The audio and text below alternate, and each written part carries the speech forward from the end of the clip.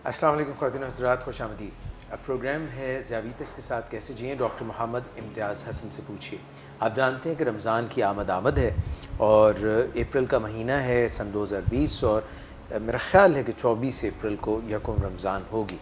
तो शाबान का महीना चल रहा है, कल शब बारात थी और उम्मीद करते हैं, अल्लाह की बारगाह में दुआ करते हैं कि जो कोविड-19 कोरोना वायरस का प्रॉब्लम चल रहा है पूरी दुनिया में और पाकिस्तान भी उसकी लपेट में है, अल्लाह हमें उससे जो है आज़ाद करे, अल्लाह हमारे लिए आसानियाँ पैदा करे और जो लोग इसमें मुब्तला हैं और जो लोग इसमें मुब्तला हो सकते हैं उन सब के ऊपर अपनी रहमतों से जो है उनको पूरी तरह से शिफा याब करें। डॉक्टर मोहम्मद इम्तियाज़ हसन तशरीफ़ रखते हैं। आपकी आमद का शुक्रिया। मिस नादिया शेख हमारे साथ हैं। डॉक्टर मोहम्मद इम्तियाज़ हसन डायबिटिक्स इंस्टीट्यूट पाकिस्तान के जो हैं मेडिकल डायरेक्टर भी हैं और हमारे कंसल्टेंट फिजिशियन और कंसल्टेंट डायबिटोलॉजिस्ट भी हैं। डॉक्टर मोहम्मद इम्तियाज़ हसन से पिछले गुज़श्ता 2 प्रोग्राम से हम मालूमात हासिल कर रहे हैं कि रमज़ान की तैयारी कैसे करें। जितने भी डायबिटिक पेशेंट्स हैं वो रमज़ान के लिए अपने आप को ग़िज़ाई तौर पे खाने पीने के अलावा सहरी में, इफ़्तार में और दिन भर अपनी ब्लड शुगर कैसे ठीक रखें, मतवाज़िन रखें और इसके अलावा अपनी एक्सरसाइज का ख़्याल कैसे रखें, अपनी और जो दीगर सारी बातें उनका ख़्याल कैसे रखें।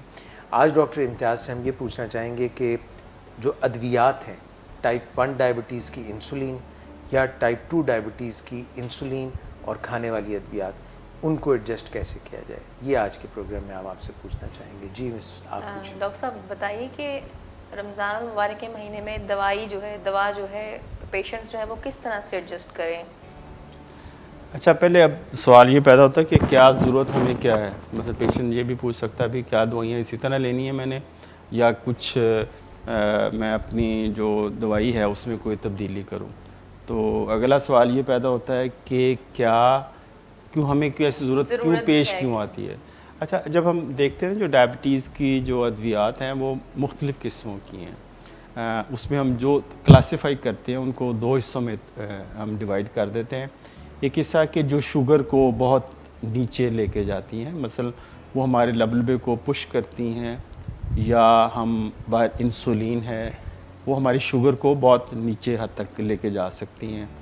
तो और कुछ अद्वियात होती हैं जो शुगर लबलबे को तो कुछ नहीं कहती, लेकिन वो हमारे ग्लूकोज लेवल को स्टेबल रखती हैं। वो यानी हाइपो नहीं कर सकती, यानी लो शुगर लेवल नहीं कर सकती, वो स्टेबल रखती हैं। जैसे मेटफॉर्मिन या जिसको ग्लूकोफेज कहते हैं, या जैसे सिटाग्लिप्टिन वगैरह हैं, तो ये शुगर को उतना लो नहीं कर सकती। इसमें जो दो मेन कैटेगरी हैं जो शुगर लो करने वाली हैं कि सल्फोनाइल यूरिया मुश्किल नाम लगता है इसको, लेकिन हम कहते हैं ये हमारे लबलबे को पुश करती हैं कि इंसुलिन बनाए और उसकी वजह से शुगर आपकी कंट्रोल हो। इसमें से जो दवाइयाँ आपने बहुत अक्सर देखी होंगी इस नाम से अवेलेबल है, एमरल के नाम से अवेलेबल है, डायमेक्रॉन है, डायनिल है, या इस तरह की अद्वियात हैं। और इंसुलिन बज़ाते ख़ुद ये भी शुगर को काफ़ी नीचे कर सकती है। तो जो सल्फोनाइल यूरिया किस्म की दवाइयाँ या इंसुलिन की अद्वियात हैं, इनको हमें इसकी जो मिक़दार को कम करने की या बंद करने की ज़रूरत पेश आती है। तो हम अपने सब मरीज़ों को ये मशवरा देते हैं कि जब भी आप रमज़ान, ये इन प्रोग्राम का भी ये मकसद था बेसिकली इसके पीछे, कि जब भी रमज़ान शुरू होने से पहले अपनी अद्वियात को एडजस्ट करवाएं, यानी अपने डॉक्टर से एडजस्ट करवाएं और सीख लें कि कौन सी अद्वियात मैंने सहरी पे कम लेनी है और अफ्तारी पे कौन सी दवाई लेनी है। तो ये जो चीज़ें हैं ये बहुत ज़रूरी हैं हमें इसकी दवाइयों की एडजस्टमेंट के लिए। तो इसीलिए हमें ज़रूरत पेश आती है कि हम अद्वियात में एडजस्टमेंट करें। ठीक है, एक सवाल और मैं पूछूंगी, अगर दवाई को तब्दील ना किया जाए, एडजस्टमेंट उसकी ना की जाए, तो उसका क्या ख़तरा जो है वो हो सकता है। देखिए, जो सबसे बड़ा ख़तरा जो हमें ना शुगर के हवाले से जब बात करते हैं तो रमज़ान के हवाले से शुगर लो होने का ख़तरा होता है और मरीज़ भी इसमें काफ़ी परेशान होता है कि खुदा न खास्ता रोज़े की हालत में अगर शुगर नीचे चली गई और ख़ास हद से नीचे चली गई, उसमें हम अगले प्रोग्राम में हम बात करेंगे कि हम किस वक्त हमें रोज़े को कैसे जारी रखें और कैसे उसको हम दवाइयों को कम कर सकते हैं। इसमें होता है कि शुगर लो होने का, या जिसको हम हाइपोग्लाइसीमिया कहते हैं, उसका ख़तरा ज़्यादा होता है। तो इस वजह से हमें ज़रूरत पेश आती है कि अद्वियात को कम रखा जाए। लेकिन एक और बात भी होती है कि हमें कुछ जो हमारा ईटिंग पैटर्न है वो इतना डिफरेंट हो जाता है कि हमें कई दफ़ा दवाई बढ़ाने की ज़रूरत पेश आती है, ख़ास तौर पे अफ्तारी के बाद, क्योंकि हम एक अफ्तार कर रहे होते हैं और एक अफ्तार डिनर भी कर रहे होते हैं। तो दो मेजर मील होते हैं, तो उसके लिहाज से भी हमें दवाई को बढ़ाने की ज़रूरत पेश आती है। तो इसलिए हमें ज़रूरी है कि हम ये दो ख़तरात हैं, एक हाइपर भी होने का ख़तरा होता है, यानी ज़्यादा होने का भी ख़तरा होता है, और शुगर कम होने का भी ख़तरा होता तो है। इफ्तारी के बाद तो मेरे ख्याल है लो होने का कोई इम्कान नहीं है ना, वो इतना कुछ खा लेते हैं लोग और सारा। मेरा ख्याल है कि मेरे ख्याल से मैंने कोई शुगर लो होने का तो चांस किसी को नहीं देखा अफ्तारी के बाद। माशाल्लाह हमारी अफ्तारी इतनी अच्छी होती है, स्ट्रॉन्ग होती है कि उसमें लो होने का ख़तरा नहीं होता है। रोज़े की हालत में जो है वो आप उसमें हो सकती है। ओरल एजेंट्स जिनको हम ये भी कहेंगे कि गोलियां जो हम खाते हैं, उनके मुतालिक आपने कुछ का जिक्र किया। मैं चाहूँगा कि क्योंकि मुख्तलिफ़ लोग काफ़ी अब एक वसी रेंज आ चुकी है, तो जो वो मुख्तलिफ़ दवाइयाँ खा रहे हैं उनके ऊपर थोड़ा सा ओवरव्यू दीजिए, ताकि वो अपने डॉक्टर से आके रब्ता करके उनको एडजस्ट कर सकें। देखिए, जो मेरा असूल ये है कि जैसे मैंने अभी एक उसकी एक थोड़ी सी दो क्लासों में डिवाइड किया था। एक वो है कि जो शुगर को स्टेबल रखती हैं, और एक जो होती है कि जो शुगर को नीचे की तरफ आती हैं, जो लबलबे को पुश करती हैं। और एक उसमें ये ओरल की हम पहले बात करेंगे, इंसुलिन की हम बात शायद बाद में हम करेंगे। ओरल में हम ये होता है कि वो गोलियाँ जो शुगर को कम करती, जिसमें मैंने नाम लिया सल्फोनाइल यूरिया, जिसमें मैंने कहा कि डायमेक्रोन है, जो है आपकी ग्लेमेप्राइड एमरल वगैरह है, डायनिल है, ग्लेबेनक्लामाइड जिसको कहते हैं। तो ये जो दवाइयाँ हैं ये शुगर को काफ़ी नीचे करती हैं। तो कोशिश ये करें, अगर ये दवाइयाँ अगर आप ले रहे हैं तो इसको अफ्तारी पे लें आप, सहरी पे ना लें।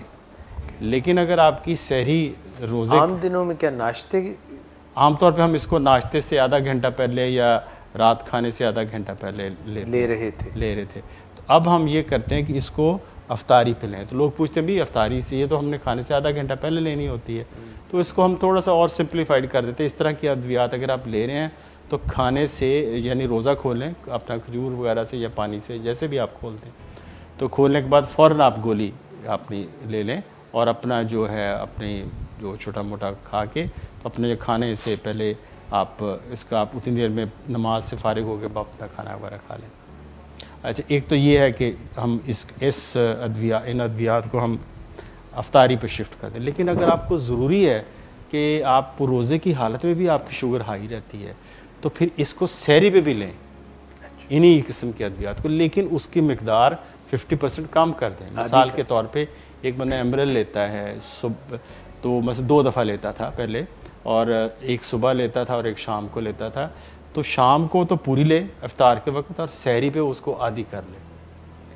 तो जो भी मकदार है। इसी तरह डायमेक्रोन है, लेकिन डायमेक्रोन के बारे में अभी रिसेंट एक हमने स्टडी भी की है, एक इंटरनेशनल लेवल की, हमारा सेंटर भी इसमें इन्वॉल्व था। तो उसमें हमें देखा कि उसका कोई इफ़ेक्ट रोज़े की हालत में वो हाइपोग्लाइसीमिया नहीं करती। लेकिन ये एक बड़ा अच्छा पॉजिटिव इफेक्ट है। तो ये यानी सेफ़ अद्वियात में से इस्तेमाल होती है। तो इसमें हमने यहाँ पे एक स्टडी पूरी दुनिया की वर्ल्ड लेवल स्टडी थी, तो उसमें हमारा सेंटर भी इसमें किसी किस्म की भी डायमाइक्रोन की उसमें आगे जो है, हाँ, उसमें 2 किस्म की आती, 30 मिलीग्राम या 60 मिलीग्राम। उसको डोज़ को एहतियातन सुबह के वक्त कम कर सकते हैं। तो मैंने कहा कि सहरी के वक्त उन अद्वियात का इस्तेमाल अव्वल ना करें, अगर करें तो कम मकदार में करें। तो ये तो है जो शुगर को कम करने वाली अद्वियात। अच्छा, जो दूसरी किस्म की अद्वियात हैं, जैसे ग्लूकोफेज है, या आप बहुत सारे लोग सिटाग्लिप्टिन्स लेते हैं, जैसे टेजमेट है, या ट्रीवियामेट है, या आप गैल्विसमेट है, इस तरह की ये तो मिक्स्ड है। ये मिक्स्ड हैं। तो ये मिक्स्ड हैं, तो इसको तो हम सहरी और अफ्तारी पे बिला धड़क ले सकते हैं। यानी ये सिटाग्लिप्टिन्स हैं, ये विल्डाग्लिप्टिन्स हैं, मेटफॉर्मिन के साथ ये हम बिला जितनी मकदार में हम ले रहे थे सुबह शाम ले दें। लेकिन एक एहतियात रखें इसमें दो या तीन स्ट्रेंथ आती है। एक आती है 50/500 आती है जी 50/850 भी आती है, 50/1000 भी आती है। तो हम अफ्तारी पे तो 50/1000 या 50/850 या पूरी डोज लें, लेकिन सहरी पे जो डोज़ है उसकी 500 से ऊपर ना हम लें, ठीक है ना। तो इससे भी हमारा जो शुगर लेवल है वो मेंटेन रहा जा सकता है। एक तो हम इस बारे में ये है कि कर सकते हैं। अच्छा, तीसरी जो एक अद्वियात की जो क्लास है वो हम जिसको हम कहते हैं जो आजकल जो SGLT2 इनहिबिटर्स जो यूरिन के अंदर ग्लूकोज़ को खारिज करती हैं और इससे हमारा ग्लूकोज़ यूरिन में खारिज होता है, हमारा लेवल मेंटेन रहता है। तो लेकिन कुछ स्टडीज़ के बारे में भी हमें बहुत थोड़ी मालूमात हासिल हैं, लेकिन मैं अपने मरीज़ों को ये कहता हूँ, जैसे आप डेपाग्लिफ्लोजिन डेपा है, मेट है या एम्पाग्लिफ्लोजिन है, ठीक है। तो इस तरह की जो दवाइयाँ हैं जिनग्लूमेट है, तो इसको मैं अफ्तार पे ही कर देता हूँ, क्योंकि ताकि अगर वो सुबह के सहरी के वक्त लेंगे तो उनको यूरिन इससे थोड़ा सा ज़्यादा आएगा। हो सकता है कि वो इस शदीद गर्म मौसम में वो डिहाइड्रेशन उनको ना हो, मुमकिन है। तो हम ऐसी अद्वियात को, ये मेरी अपनी जो मेरी राय है कि जिसमें आप इससे इख्तलाफ भी कर सकते हैं, आप सुबह भी दे सकते हैं, लेकिन मेरा ख्याल है कि गर्म मौसम में, क्योंकि ये यूरिन में निकालते थोड़ा सा पानी भी इसमें ज़ाया होता है, सोडियम भी थोड़ा सा निकलता है, तो हम क्यों ना हम उस वक्त दें जब हम खा पी भी सकते हैं, हमारा हाइड्रेशन भी पूरी हो रही होती है, तो इससे हमें डिहाइड्रेशन ना हो। और दूसरा ये होता है कि हमारा ग्लूकोज़ का इंटेक अफ्तारी पे भी काफ़ी ज़्यादा, उसको भी ये कंट्रोल कर सकती है। तो ये तीसरी किस्म की अद्वियात की किस्म की थी जिसको हम अफ्तार पे हम कर लें, सहरी पे कोशिश करें ना लें। अच्छा, चौथी किस्म की है TZDs जिसको ग्लिटाजोन्स कहते हैं, जैसे पायोजर है या जोलिड है, इस तरह की अद्वियात हैं। तो इसमें आप जैसे अगर सहरी अफ्तारी पे भी ले लें, इसमें कोई ऐसा फ़र्क नहीं पड़ता, इसको आपको तब्दील करने की कोशिश ज़रूरत नहीं है। चौथी जो पाँचवीं या चौथी पाँचवीं जो भी चीज़ है, उसमें हम ये आते हैं, ये जो इंजेक्शन हम लेते हैं, जैसे विक्टोज़ा है इंजेक्शन लेते हैं, या ट्रूलिसिटी इंजेक्शन लेते हैं जो हफ्ते में एक दफ़ा लगता है, या विक्टोज़ा है जो डेली लगता है। तो इसमें भी कोई चेंज करने की ज़रूरत नहीं है। कोशिश करें इसको आप इफ्तार पे ले लें या सहर पे ले लें, ये दिन में किसी वक्त भी लिया जा सकता है। तो इसको भी पूरी डोज़ के साथ ले सकते हैं जितनी डोज़ ले रहे हैं, क्योंकि ये स्टडीज़ ये शो किया है कि ये भी आपके शुगर के कंट्रोल को अफेक्ट नहीं करती। अब आ जाते हैं इंसुलिन की तरफ। अच्छा, इंसुलिन जो है ना हमारे, क्योंकि इंसुलिन के अंदर एक ट्रमेंडस पावर है, रोबस्ट पावर है, यानी बहुत ज़्यादा शुगर को नीचे ला सकती है, और लोग इसमें थोड़ा सा ख़ाइफ भी होते हैं इंसुलिन के इस्तेमाल के बारे में कि हमें शुगर लो ना हो जाए। तो इंसुलिन के बारे में हम जब ये बात करते हैं कि इंसुलिन हमें ऐसा करना चाहिए कि इंसुलिन में दो तीन तरीक़ों वाली इंसुलिन हम ले रहे होते हैं।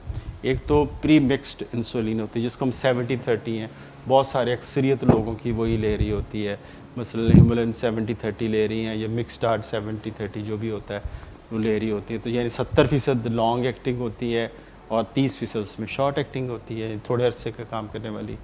मिसाल के तौर पे एक इंसान, मैं एक मिसाल दे रहा हूँ, वो मिक्सडार्ड के या हिमोलिन 70-30 के 24 यूनिट सुबह ले रहा है और 16 शाम ले रहा है, तो हम उसको कहते हैं इसको उलट कर दो, यानी सहरी पे आप थोड़ी डोज़ लो 16 यूनिट लो, और अफ्तारी पे आप पूरी डोज़ ले लो 24 ले लो, यानी इसको रिवर्स कर दें डोज़ को। तो इस तरह हमें इसका गुजारा हो सकता है। कुछ लोग इसको मिक्स करके लेते हैं, यानी और मिक्स करके मिसाल के तौर पे जो R और रेगुलर और N को मिक्स करके लेते हैं, R और N को।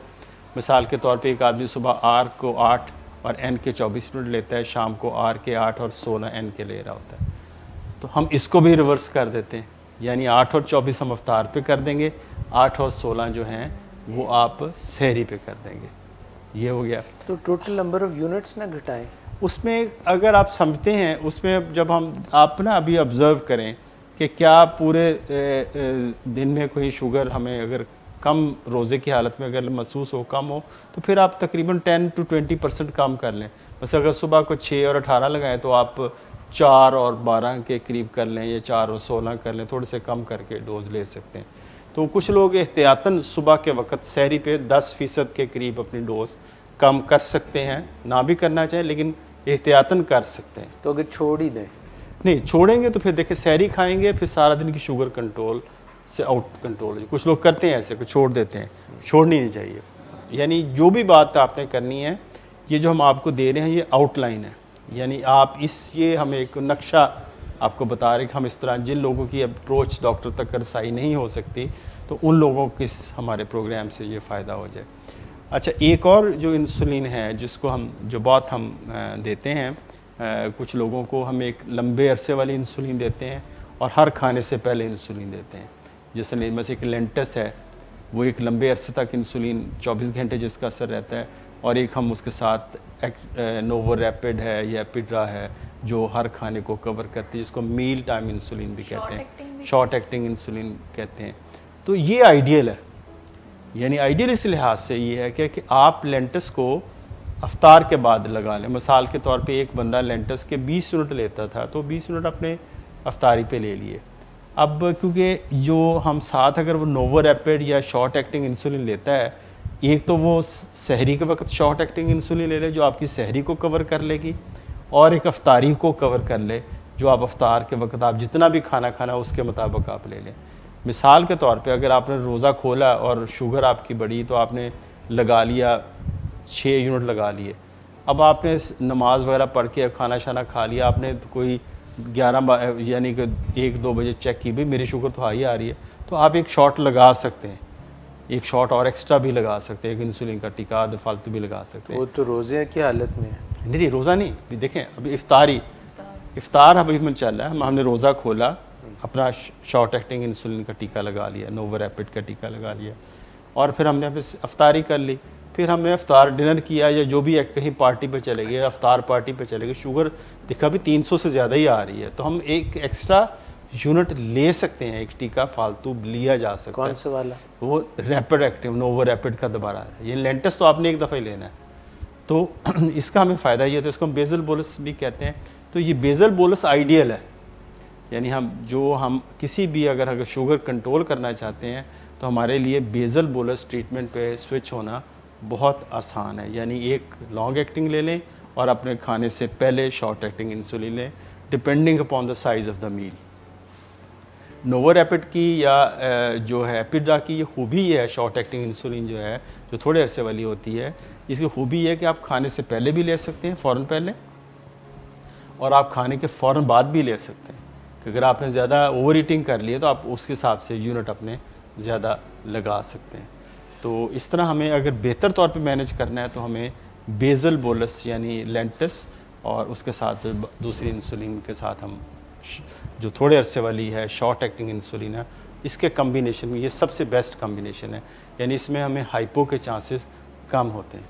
कोई ऐसी इंसुलिन भी है जो इससे भी ज़्यादा लंबे अरसे के लिए टीका लगा लिया जाए? देखिए इससे लेंटस की एक और किस्म भी पाकिस्तान के अंदर आ गई है जिसको मुटोजियो के नाम से कहते हैं। यानी जो लेंटस है उसके 1 सीसी के अंदर 100 यूनिट होते हैं, उसको U100 कहते हैं। और एक और आ गई जो U300 है, U इससे ज़्यादा यानी आप थोड़े मिकदार में ज़्यादा कंसनट्रेटेड इंसुलिन है, तो वो भी आ गई हुई है। अच्छा, एक और इंसुलिन जैसे पाकिस्तान के अंदर अवेलेबल है, राइजोडेक के नाम से अवेलेबल आ गई है, जिसके अंदर शॉर्ट एक्टिंग भी है और अल्ट्रा लॉन्ग एक्टिंग भी है। तो ये भी एक आइडियल हो सकती है कि अगर राइजोडेक हम अफ्तार पे हम लें तो, और उसका पूरा शायद हमें सहरी पे बहुत थोड़ी यूनिट लगाने की ज़रूरत पेश आए, तो ये भी आपका कंट्रोल अच्छा कर सकती है। एक तो ये बात है। अब एक और इंजेक्शन पाकिस्तान के अंदर जो आ गया है वो जोल्टिफाई के नाम से है, उसके अंदर विक्टोज़ा भी है और एक लॉन्ग एक्टिंग इंसुलिन डेक भी है। तो उसके अंदर यानी वो भी हम यूज़ किया जा सकता है सेफली, हम इसको इस्तेमाल कर सकते हो सकता है इस एक टीके के साथ ही शुगर कंट्रोल है, क्योंकि इसके अंदर जो विक्टोज़ा है वो खाने के बाद जो शुगर बढ़ती है उसको कंट्रोल करेगी, और जो लॉन्ग एक्टिंग इंसुलिन वो खाने के दरमियानी वक्फे को कंट्रोल करेगी। तो हो सकता है हमें जोल्टिफाई के साथ एक ही टीके के साथ हम शुगर को कंट्रोल कर लें। अच्छा डॉक्टर साहब, ये फरमाइएगा कि कई दफ़ा आप जो नुस्खा लिखते हैं उसमें खाने वाली गोलियां भी होती हैं और इंसुलिन भी होती है, ऐसी सूरत में क्या करें? देखें, जो एक बुनियादी तौर पे असूल ये रखें कि इंसुलिन के साथ हम जो अद्वियात दे सकते हैं वो अद्वियात ये हैं कि मेटफॉर्मिन यानी ग्लूकोफेज दे सकते हैं। उसमें कोई ग्लूकोफेज अगर कोई बंदा लेता है जैसे न्यूडिपारिग्लू, उसमें कोई चेंज करने की ज़रूरत, ग्लूकोफेज सेफ़ है, आप सुबह सैरी पे भी ले सकते हैं, इफ्तारी पे भी ले सकते हैं, तो इंसुलिन के साथ भी ले सकते हैं। इसी तरह सिटाग्लिप्टिन या विल्डाग्लिप्टिन वो भी ले सकते हैं, जैसे हम गेल्वस या टैजिब या ट्रेवियामेट वगैरह कहते हैं, वो भी इजीली ले सकते हैं। लेकिन जिस को एहतियात की ज़रूरत है वो सल्फोनाइल यूरिया। बस इंसुलिन के साथ आप एम्ब्रेल या डायनिल या डायमेक्रोन बहुत एहतियात से लें, क्योंकि इससे दो प्रॉब्लम आ सकती है। एक तो शुगर लो हो सकती है और वज़न भी बढ़ सकता है, तो इसको हमें ज़रा एहतियात से लेना पड़ेगा। बाकी हम हर जो दवाई है वो इंसुलिन के साथ कंबाइन कर सकते हैं। इसी तरह डेपा भी कर सकते हैं, जो जेनग्लोमेट भी कर सकते हैं, जो जार्डिमेट भी कर सकते हैं, यानी SGLT2 वो भी इंसुलिन के साथ कंबाइन किया जा सकता है। तो हम ये सारी अद्वियात को कंबाइन कर सकते हैं इंसुलिन के साथ, लेकिन जब भी सल्फोनाइल यूरिया कोशिश करें सहरी पे सल्फोनाइल यूरिया इंसुलिन के साथ ना दें। ठीक है डॉक्टर साहब, मरीज़ चल रहे होते हैं और फिर रमज़ान आ जाता है, और रमज़ान में जैसे आपने शुरू में भी कहा था, मैं दोबारा उसकी तरफ तवज्जो मबजूल करा रहा हूँ अपने नाजरीन की, कि जो बातें आपने बाआसानी कह दी इतनी सारी, ये काफ़ी लोगों के लिए बहुत ही पेचीदा और ना समझ आने वाली बातें दवाइयों के हवाले से हो सकती हैं, क्योंकि ये एक खालिसतन डॉक्टरी पॉइंट ऑफ व्यू, और वो भी डायबिटीज़ का। तो कितने लोगों को आप रिकमेंड करेंगे कि आके एडजस्ट कराएं? अगरचे मैं जानता हूं कि आने में मुश्किलात हैं, दूसरे शहरों से भी लोग हैं, तो क्या आप इस वक्त इन नामसाइद हालात में कोरोना की वजह से केटर कर रहे हैं अपने मरीज़ों को? जी, यहाँ पे हम जो क्लिनिक करते हैं, सुबह के वक्त हमारा क्लिनिक होता है, पूरे वीकडेज़ पे होता है एक्सेप्ट संडे। आप आके अपना करवा सकते हैं, वो चेंज करवाना चाहते हैं। अगर दूसरे शहरों के लोग हैं वो व्हाट्सएप पे रब्ता कर सकते हैं, या अगर वो पूरी कोई कंसल्टेशन चाहते हैं तो हम उसके लिए स्काइप कॉल्स का भी हम बंदोबस्त, टेलीमेडिसिन का सहारा ले रहे हैं आप? हाँ, लेने की हमने ऑप्शन रखी हुई है। तो हमारे वो नंबर पे बात करके, हमारे डिप के नंबर पे बात अपनी अपॉइंटमेंट थ्रू हम स्काइप के थ्रू हम कॉल उस पर कर सकते हैं। तो हम उनको केटर कर रहे हैं, ताकि देखें जो डायबिटीज़ है, जैसे भी हम चीफ जस्टिस पाकिस्तान ने भी कहा कि हम कोरोना पे इतने इन्वॉल्व हो गए, हमने हार्ट डिजीज़ और शुगर के क्लिनिक्स को बिल्कुल इग्नोर कर दिया हुआ है। यानी ये लोग बेचारे धक्के खा रहे हैं कि इनको कुछ पता नहीं। कोरोना है जो अभी बहुत कम लोगों के अंदर है, लेकिन शुगर के और हार्ट के पेशेंट वो लाखों में हैं। तो डॉक्टर साहब, जिन लोगों को ऐसी बीमारियां हैं, क्रॉनिक शुगर है या और जो भी बीमारियां चल रही हैं, ऑनगोइंग बीमारियां, अगर उनके इलाज में कमी आ जाती है, उनके इलाज को इग्नोर कर दिया जाता है, तो वो क़ुव्वत मुदाफ़ियत इफ़ेक्ट होके कोरोना से इन्फेक्ट होने के चांसेस बढ़ सकते हैं? जी देखें, अगर शुगर कंट्रोल नहीं है, अगर और देखें diabetes, heart disease, chronic kidney disease या लंग डिजीज़, ये जो 3-4 चीज़ें हैं, यानी जिसको पुरानी फेफड़ों की बीमारी है, ठीक है, जो लोग स्मोकर हैं ख़ास तौर पे, उनको बहुत ज़्यादा इन्फेक्ट होने का स्मोकिंग तो नहीं करनी चाहिए। इसी तरह किसी को दिल की तकलीफ़ है और बहुत उनकी प्रॉब्लम में है, और शुगर है, वो जिन लोगों के कंट्रोल में नहीं है, उनके अंदर ये मुदाफ़ियत कम होती है, तो ऐसे लोगों को ये कोरोना इन्फेक्शन होने का ख़तरा आम आदमी की निस्बत ज़्यादा होता है। तो इन लोगों को अपना बहुत ख़ास ख्याल रखने की ज़रूरत है। तो हम ये रिकमेंड ये करते हैं कि जो डायबिटिक पेशेंट हैं वो अपनी इंसुलिन, अगर वो इंसुलिन पे हैं तो वो बड़ा अच्छा कंट्रोल रखें अपने डॉक्टर के मशवरे से, ख़ास तौर पे इन हालात के अंदर।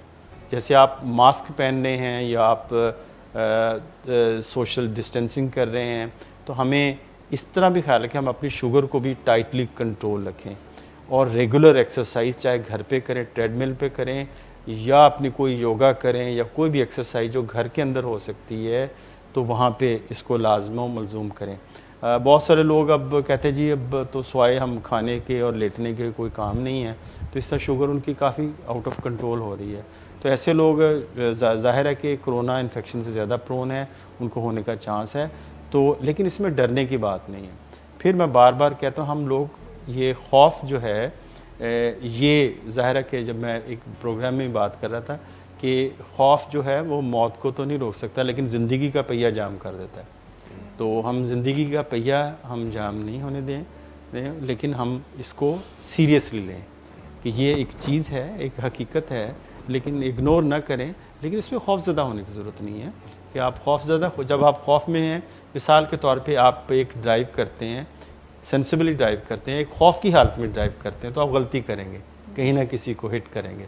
तो हमें खौफ ज़दा नहीं होना, हमने अपने सेंसेस को, हवास को काबू में रखना है, हिफाजती तदाबीर अपनी पूरी रखनी है और बचाव करना। खुदा न खास्ता, क्योंकि आपको ये पता है कि 90% लोगों में एक बहुत ही माइल्ड फॉर्म में ये बीमारी होती है और सिर्फ कोई 5 से 10% लोगों में थोड़ा सा सीरियसनेस होती है, लेकिन बहरहाल हमें फिर भी एहतियात की ज़रूरत है। तो सर, ये जो आप खाने पीना ज़्यादा हो गया लोगों का, घरों में रह रहे हैं, तो वो कहते हैं कि कोरोना की वबा में लोगों का बाहर निकलना तो बंद है, मगर पेट का बाहर निकलना भी बंद है या नहीं? क्योंकि कहते हैं एक कोई और चीज़ बाहर निकला, पेट बाहर ज़रूर निकल रहा है। तो ये कोरोना का ये हमें नुकसान हुआ है लोगों का। मेरे ख्याल से जो सोशल लाइफ है वो काफ़ी तब्दील हो गई है। मेरा ख्याल है कि इसके शायद इम्पैक्ट्स और रिपरकशन इस तरह आएंगे, बहुत सारे लोगों को पता चलेगा। अब शायद हमें ऑफिस आने की ज़रूरत नहीं है, हम बहुत सारे काम घर पे बैठ के कर सकते हैं। लोगों को ये पता लगे, स्टूडेंट्स को भी पता चल गया कि बहुत सारी चीज़ें जो आप ऑनलाइन आप अपने टीचर्स के साथ, जैसे दूसरे मुल्कों के साथ हैं, वो हैं। तो मेरे ख्याल से अब शायद वो फ़िज़िकल प्रेजेंस, ये भी एक नया तजर्बा है कि फ़िज़िकल प्रेजेंस है वो आपकी कम से कम होती जाएगी। डॉक्टर, मैं इस पे देख रहा हूँ कि जब इंसान घर पे रहता है और आइसोलेट रहता है और लोगों से, अपनों से, या जिन लोगों के साथ आपका मेल मुलाकात है, पेशेंट भी हो सकते हैं, कुलीग भी हो सकते हैं, मार्केट प्लेस भी हो सकते हैं, ये जो ह्यूमन एक एलिमेंट है ना, अब टच तो नहीं आप कर सकते बिकॉज हाथ भी नहीं मिला सकते, प्यारों से गले भी नहीं मिल सकते, आई कैन अंडरस्टैंड, मगर ये जो devoid of touch and physical presence, इससे भी हमारी साइकी पे बुरा असर पड़ता है। ज़ाहिर है कि एक आप देखें, इंसान एक जिसको हम सोशल एनिमल भी कहते हैं, तो एक दूसरे से इंटरेक्शन के साथ है, सदियों से, करोड़ों साल से, लाखों साल से इंसान के साथ मिलता जुलता आया है, आपस में ताल्लुक़ हैं। एक फैमिली था, फैमिली से कबीले बने, कबीले से गांव बना, गांव से शहर बने। तो ये सारे एक सोशल इंटरेक्शन डेफिनेटली है, इसको हम नहीं है, इसको हमारी साइकी से ये नहीं निकल सकता। बहरहाल क्योंकि ये एक मजबूरी है, लेकिन हमें इसका शायद कुछ अच्छे पहलू भी हैं और बुरे पहलू भी हैं। अच्छा पहलू शायद है कि कुछ लोगों की फैमिली लाइफ या तो बहुत अच्छी होगी या बहुत ख़राब होगी तो दोनों चीज़ें हुई हैं। तो इसमें मेरा ख्याल है कि हमें इसके कुछ असरात, दुनिया ने शायद इससे कुछ सबक सीखा है कि हमें अपनी सेहत को, अपने हॉस्पिटल्स को, अपने मेडिकल सेंटर्स को, अपनी बेसिक हेल्थ नीड्स को ज़्यादा इम्पोर्टेंस देने की ज़रूरत है, ये प्रायोरिटी पे रखने की ज़रूरत है। डॉक्टर साहब, मज़ीद भी हम, क्योंकि अभी आज 9 अप्रैल है, तो इंशाल्लाह 1-2 प्रोग्राम और भी रमज़ान की तैयारी में करेंगे। मैं सिर्फ एक अहाता सा छोटा सा करना चाहता हूँ कि ये जो सीरीज़ चल रही है रमज़ान की प्रेपरेशन के लिए, डॉक्टर इम्तियाज़ हसन के साथ ये जो प्रोग्राम्स हैं, डायबिटिक्स इंस्टीट्यूट पाकिस्तान के फेसबुक पेज पे डायबिटीज़ पाकिस्तान के नाम से आप देख रहे हैं, तो आप पिछले 2 प्रोग्राम्स भी देख सकते हैं, आपको उनसे भी फ़ायदा होगा। और हम आने वाले प्रोग्राम में ये कोशिश करेंगे कि जो इसके पहलू हैं, जिसमें एक्सरसाइज है, उसकी भी बात करेंगे, ग़िज़ा की दोबारा बात करेंगे, दवाइयों की आज बहुत सैर हासिल गुफ्तगू हो गई है, और ग्लूकोज़ मॉनिटरिंग की भी हमने बात पिछले प्रोग्राम में की थी और फिर करेंगे, और A1C का क्या रोल है उस पर भी थोड़ी सी, रोज़ा कब हम ख़त्म करें इस पर भी बात करेंगे। अच्छा, जो लोग हमें अप्रोच नहीं कर सकते, मेरे ख़्याल से हमारा ऑफ़र जो हमने बता दी है कि हमसे वो रब्ता करके अपना प्रॉब्लम लिख दें, नादिया हेल्प करेंगी, हमें सवाल हम कर रहे हैं, गाइड हैं, हम वो उनको गाइड करेंगे, क्योंकि आप लोगों से, इन लोगों से हमारा जो ताल्लुक़ है वो बहुत मज़बूत है। जैसे डॉक्टर साहब ने फरमाया कि ये प्रोग्राम चल रहा है, इस पे इंटरएक्टिवली आप कमेंट करके अपने जो भी मसाइल हैं वो पूछ सकते हैं। मिस नादिया उनको देखकर रहनुमाई लेंगी डॉक्टर इम्तियाज़ हसन से, और आपको जवाब ज़रूर मिलेगा। अपना बहुत ख्याल रखिएगा। टिल नेक्स्ट टाइम, अल्लाह हाफ़िज़।